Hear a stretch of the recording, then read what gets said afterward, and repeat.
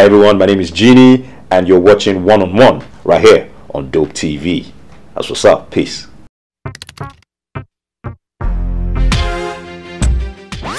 Yeah, I have been making music. I have been doing a lot of traveling. I have fans all over the world, and at a point it was important that I needed to see them, cater to them, also feel the pulse of what the audience really wants. Music can get confusing at a point, and I think it's done everywhere in the world. At a point, an artist takes some time and focuses not just on putting out work, but doing the groundwork that would make that material or that sound thrive, and that is what I've been doing. So Djinee has been performing, most importantly performing and making music.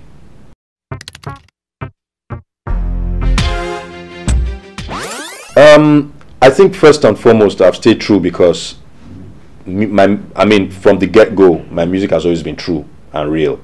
It's been based on truth. I sing what I believe. I don't sing things that are not what I believe in just because that's what people are talking about. I speak what I believe in. I speak also what people believe in because I'm also telling people's stories. So it's as much as, yes, it's my story, but I also share people's stories. So it is based on truth. So that way, when you listen to my song, you would connect, except you want to lie to yourself. You will connect because I know you feel it. So that's some way, or that is one good way I have stayed true to my sound and who I am as an artist.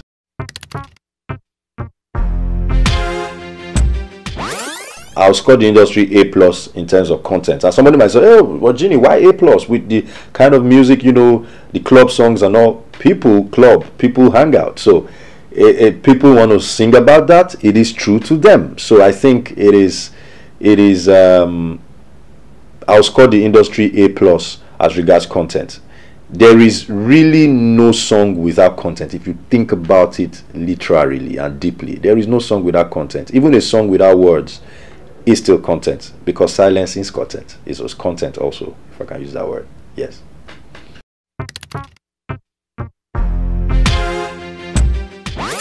Asha has kept it real. Brymo has kept it real. Two-Face has kept it real. P-Square, they have their audience. They have, you know, they've kept it real. I think those are the guys I can really, you know, put out now. I believe Wizkid has kept it real to his sound. He hasn't changed much. So his sound is real. Davido's sound is real. I don't think they try and fake what they are not. So those people I can mention, whole lots of others, lot of other artists. Emma has kept it real. So it's a whole lot of Nigerian artists. They sing, I guess they sing what they believe at that time is true to them.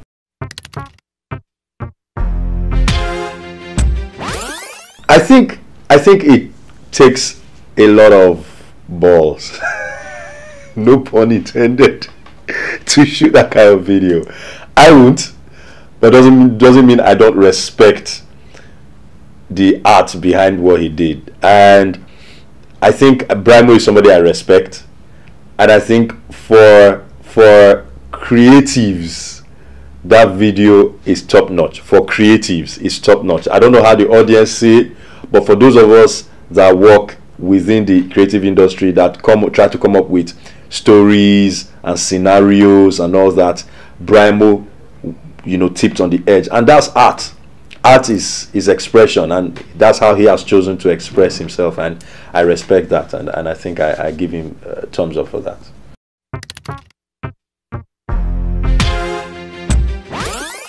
Not being able to do regular stuff, one. Secondly, the pressure people put on you to be a role model or a certain way. Maybe not a role model, but to live a certain way, that, oh, you're an artist, so you should be this way. So it's kind of hard not being that. But then again, not responding to people's wishes. There's a freedom in that. There's a freedom in not doing things because everybody wants you to do it. When you hit that part as an artist or as a creative, you found true freedom. Because if you always do what everybody expects, you'll keep changing, and it's frustrating being that way. You cannot keep up. You cannot.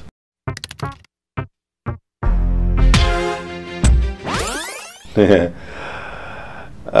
brother, I have no takeover plan, to be honest. I just do music. I think there's too much pressure wanting to take over. It's like wanting to be president every dispensation. You will die before your time.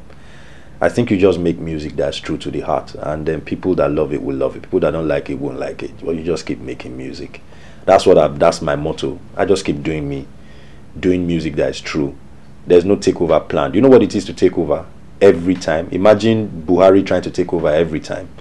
That's why you see presidents start coming and they go.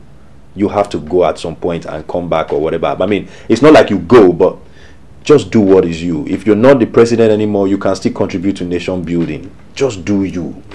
Taking over is crazy. You can't do that. You will die before your time.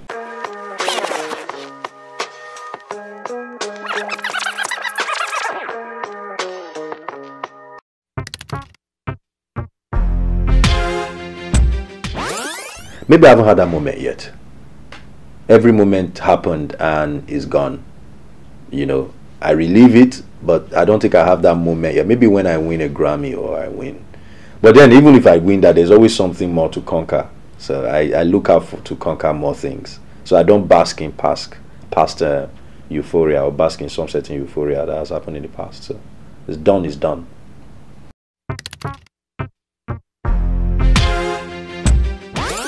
To be honest, none. But if I'm to think twice, I would say the label that would allow me keep the publishing rights to my songs, which is almost an impossibility.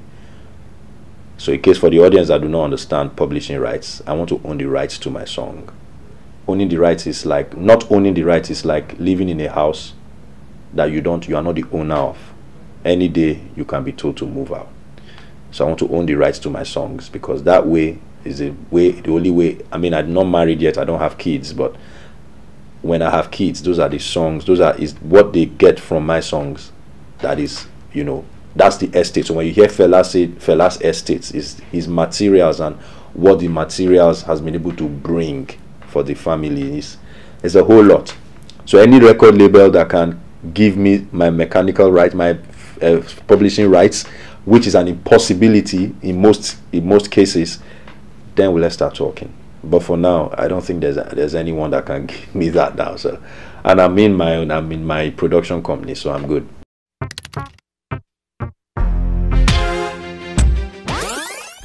Payola. Artists paying for airplay or video play or interviews or all that. I mean, but it happens. So if I could change that, I would.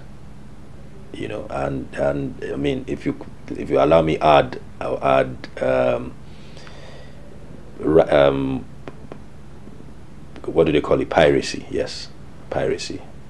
Artists not being able to earn the full spectrum, you know, across board, what they should earn. So those two things I'll change if I could.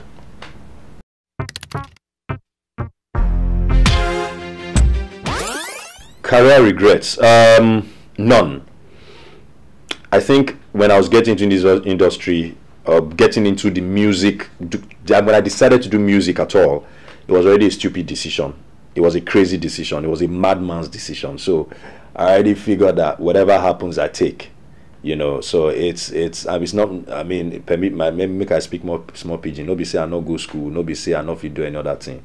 But you know, I decided to do music. It was already a crazy decision, a madman's, you know, journey I decided to take.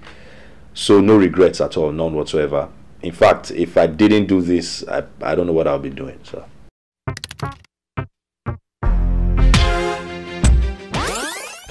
Find You was born out of, again, the same passion to always want to, you know, the same passion, the reason that I always had first time I did music or first time I released a song. Same reason I did Ego is the same reason I did I Not the Shame, is the same reason I did Overkilling, and the same reason I'm doing Find You now. And it's based on truth. I want to talk about love. I believe everybody falls in love. Even Hitler, I'm sure he was in love at the time. So so I decided to, you know, do a song that mirrored all that. Find You is the soundtrack to your life, and I always want to make the soundtracks to people's lives, and that's why I did Find You. I wanted to make a big song. There's songs like Titanic, Thriller, you know, big songs with big instrumentation, songs that hit heights, crescendos and all that, and I wanted to do a song like that. I wanted to do a song that a choir can sing, an orchestra can play to, you know, timpanis and all that, kettle drums, and that's what I had in mind, and that's why I made the song. And when I wanted to shoot a video, I wanted to shoot a movie, you know, capture 5 minutes of your world, or capture your world in 5 minutes. And you know, I went to the lengths and the breadth of Lagos to shoot that video, and you know, and I made sure I got people that thought like me, from the producer who produced the song, XO Magege, to Mex who shot the video, people who thought like me, people who were, you know, who were cerebral like me, you know, and it's just been a roller coaster ride, you know. It's been crazy. So I mean, I made sure that the reason for doing the song was their own reason for wanting to be in the song in the first place. So that's all I can say about my reasons. Yeah.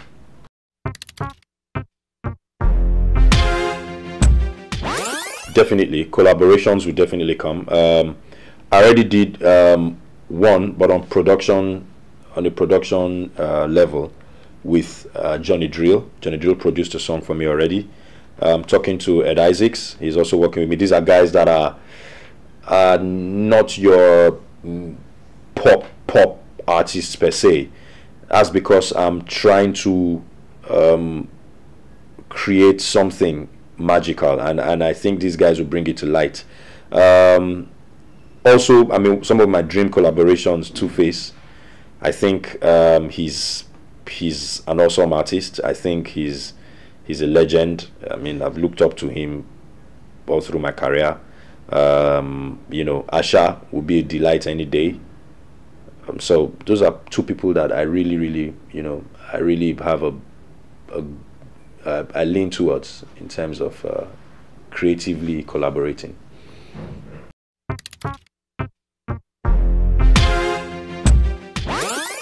I know it's sad to say, but I always try not to. I know we're talking creatives and the industry and music, but I think all would not make sense if the environment is not conducive to venture into what we love. Talking about the state of Nigeria, I think Nigeria is tilting towards being a failed state. I think your uncles, your fathers, your aunties, your mothers, your sons and your daughters are all thieves, and they've been contributing to it. Until you can tell your father that he's a thief, then we cannot tell ourselves the truth.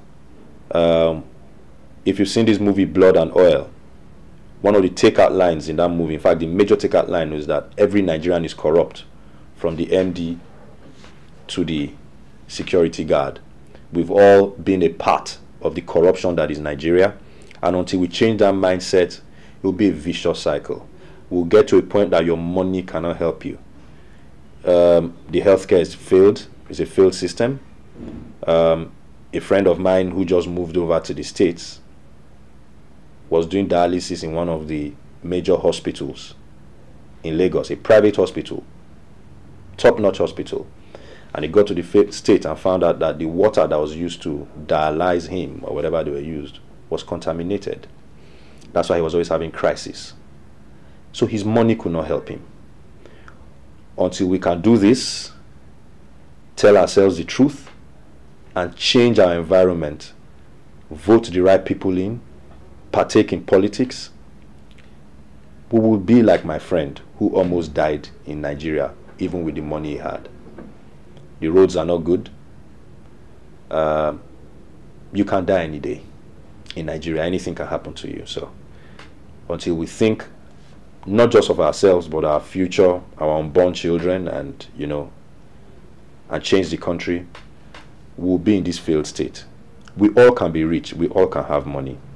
It's greed and the wanting to trump the other man, show off to the other man. That's what keeps us where we are. We all can actually be comfortable.